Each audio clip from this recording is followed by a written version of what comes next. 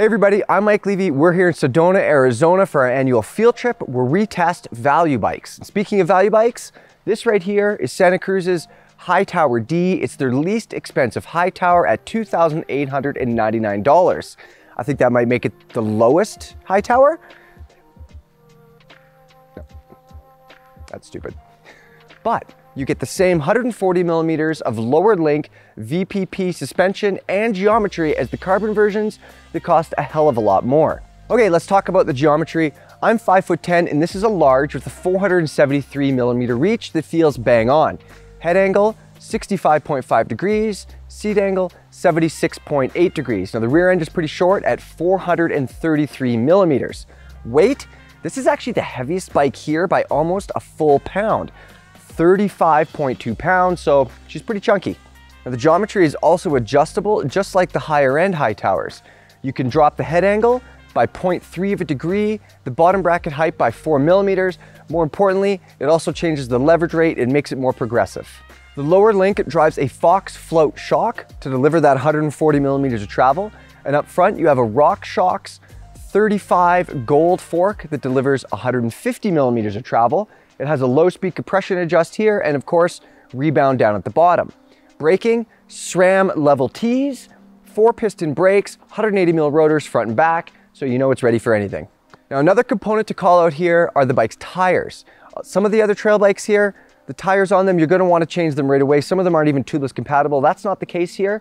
Maxxis DHR2s, front and back, 2.4 inches wide, 3C compound, EXO casing, you're ready to go. All right, let's talk about some frame details here. And the first one I want to mention is that chainstay protector. It's a small detail, but it really, really helps make the bike quiet. The other thing, there's lots of room in here for a large water bottle. That's very nice. And the cable routing on this bike, it mimics the carbon version. It's very clean, it's easy to work with, very smart. One more thing, lifetime warranty on all of these bearings. So you get the Santa Cruz, the Hightower D, it's $2,900. 5 years down the road, you still have the bike. There's a lifetime warranty on these bearings. When they start to feel bad, go to your Santa Cruz dealer, they'll replace them for free. That's hard to ignore. Okay, enough talk about components and geometry and all that other stuff. Let's talk about how this thing rides. Last summer, I reviewed the carbon fiber Hightower. A lot more expensive than the one we have here, and that's one of the reasons we brought in the base model $2,899 D version. Basically, I wanted to see if having a non-carbon entry-level bike, that performance was still there.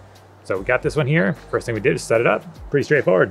Yeah, it's pretty straightforward. It's got DHR2 tires on it. They're ready to tubeless. It has a Fox float shock, 3-position switch. I ran 30% sag. Kaz, you ran a little bit less sag, I think. Just a touch, but close to that. Pretty similar to their recommended weights. So up front, it has a RockShox 35 gold fork. Right in the recommended range for air pressure right there. So yeah, pretty straightforward all around. Yeah, works well. Compared to that Recon fork, we're having to put a lot more pressure than RockShox recommend to get it to work well. So yeah. And that's that motion control damper in this fork. It's just a lot more capable. Okay, so let's get right into this, Casimir. Climbing, what did you think of the Hightower?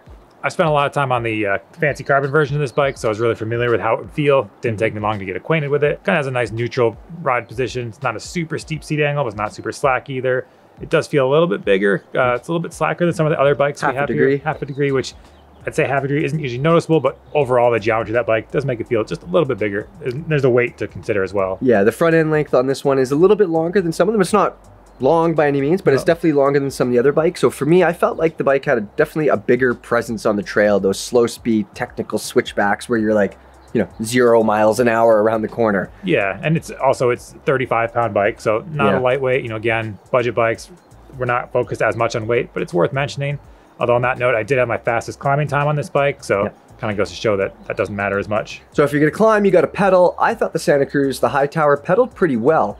I ran 30% sag and I left the cheater switch open the entire time. Casimir, I think you had a different conclusion a little bit on there, didn't you? Yeah, I tried to open for a bit, but then I ended up settling that middle mode. It has open, trail, and then basically a lockout. I just found trail increases the low speed compression a touch, and that was kind of where I wanted it to be. Felt like it hit the sweet spot for me, but that's why there's different positions.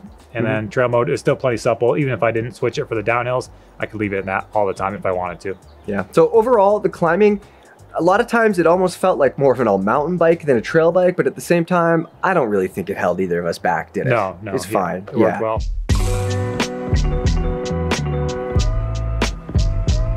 And then when you do get to the top and it's time to go back down, I mean, this thing, Casimir, tell me what you think. Yeah, it's definitely in that top tier of the bikes we have here on test. Yeah. Just has that solid feel. It's got 4-piston brakes, it's got proper tires, it's Maxxis DHR2s, and the rear shock, the Fox DPS, just everything kind of comes together to make it feel exactly what you'd want, and it kind of punches above its weight in this price category, I'd say. Yeah, so Casimir mentioned that it's a few pounds heavier than the other bikes here, but when you're going down the hill, this thing, it does feel more solid than the other bikes. I think a big part of that, well, there's two reasons for that. One, the geometry, it's a little bit different, a little longer, a little slacker here and there, but also the suspension. I mean, this fork is a lot more advanced than the Recon forks, and the shock on the back of the bike, I think that's a little nicer as well too. One of the big takeaways for me on the descents is this thing feels super solid. It feels more like an all-mountain bike. This and the Commencal, they really stood out to me as you get on these things and I know it sounds corny, Casimir, but like it's inspiring. Yeah, it's nice. You don't have to worry as much. You know, you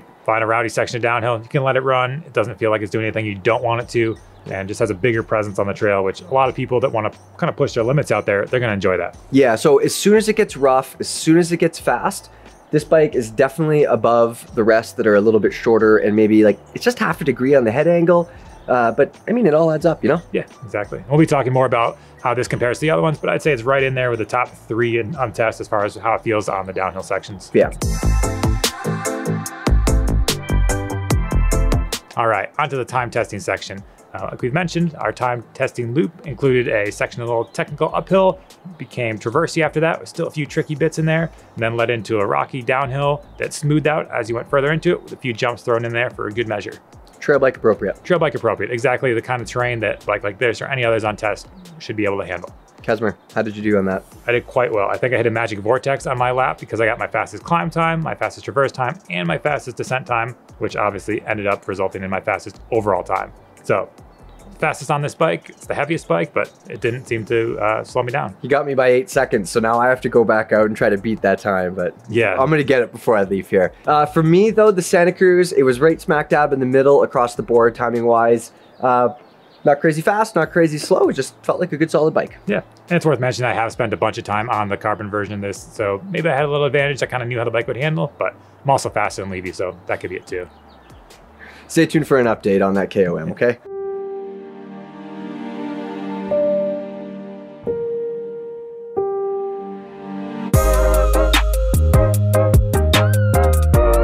All right, Casimir, let's talk about some details here. What do you like? What don't you like? Yeah, I think one of the things I like is how refined the frame is. You know, it doesn't give you that aura of budget. It doesn't seem like they cut corners just trying to make the cheapest thing possible. Even just the components that they selected, you know, they're on the more affordable side of the spectrum, but they didn't just try to find the cheapest thing and call it good. Yeah, they could have easily just skipped out and put nothing on there for the chainstay protector or nothing on the down tube. But they did, they put it there and it's a nice little touch. Yeah, exactly. Definitely. And you know, as far as other components go, those brakes, 4-piston brakes, nice to see on this bike. Even though it's a trail bike, you know, we're not saying trail bikes need the 4-piston brakes, but I think they do, but I don't think they do if you're riding a trail bike, 130 millimeter travel 29er. If I go fast, I gotta slow down. If I'm going fast, I want to be able to slow down. Oh, okay. Yeah. Okay. Yeah. But there you go, 4-piston brakes and 180 mil rotors. It's a nice touch. And also, like we mentioned before, the tires right out of the gate, there's not really anything left to change here. Nothing that's gonna help you anyway. Like, yeah, right away you don't have to switch things out. No, you're not gonna go any faster by changing any components or have a better time. So the theme of this field trip is affordable bikes, so this one falls into that sub 3,000 category. Just sneaks in there. It's in the one more bike that's a little more expensive, but we also have bikes that are $1,000 less expensive on test here. So let's say that Vitus. Do you think this bike's $1,000 better than the Vitus? Well, that depends on the person, I'm gonna say. I think if you're more of like a traditional trail rider, you're not trying to take KOMs on super rowdy descents, yeah, you know, I don't think so. But if you think you're gonna push yourself harder, you're gonna leave the ground a whole bunch and your terrain is really rough, then yeah, maybe $1,000 might be worth spending, especially if you're the kind of person who does like to upgrade and you like nice stuff. Yep. Yeah, I think again, another case where we have a good frame to kind of build up from. So in the future, if you want to put fancier parts, there's nothing wrong with putting them on this frame. Yeah. So big takeaway here, Casimir. What do you think of the Hightower? I'm still a fan. You know, I like the carbon version. I like the aluminum version. If I was rich, I'd probably buy carbon. If I was on more of a budget, probably go aluminum. Yeah, same here. For me, it's just an all-around solid trail bike that leans more towards more capabilities than a traditional trail bike. So again, if you're that type of rider that looks for that kind of thing, excellent choice. Okay, so that's it for the Hightower D. Stay tuned for more value bikes from our field trip here in Sedona, as well as a roundtable discussion where we pit each of these bikes against each other.